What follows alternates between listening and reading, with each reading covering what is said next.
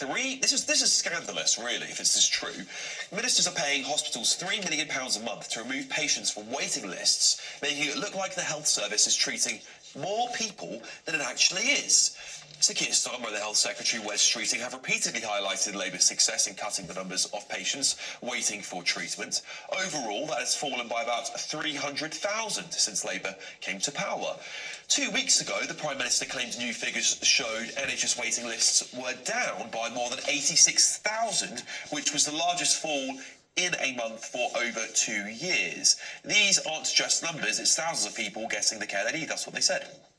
But analysis of official NHS statistics by The Times reveals that this drop was achieved only by removing thousands of patients from a waiting list known as a process known as validation. It's all very odd. Paul? Yeah, look, lies, damn lies and statistics. I don't trust any statistics, particularly political statistics. As I was driving in earlier, I could hear a conversation about Sadiq Khan. Sadiq Khan will take the plaudits for all positive statistics in London. The minute you see the flip side of those statistics and they're negative, miraculously, he has nothing to do with that. And I think, this doesn't just apply to Labour or Sadiq Khan or the NHS in this case. It applies to all politicians. As someone who has been involved in creating statistics in a previous world when I had a real job, I can tell you, people pick the statistics they want.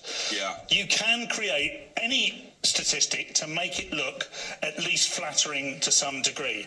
Now, the thing when it comes to waiting lists is being disingenuous about the health service is damaging to everybody involved. Yeah. So I would question why it's necessary. Would be much, other than for political reasons, of course, would be much better understanding exactly what the picture looked like so that we could work with it, no matter how bad it was, than having them made flattering in this way. Yeah, just to give a little bit more context here to the rest of the panel, at the heart, this is what the Times is reporting, I'm reading this a bit verbatim here, at the heart of the controversy are so-called validation payments made by the NHS to hospital trusts to trawl through waiting lists to identify those people who no longer need to be on them.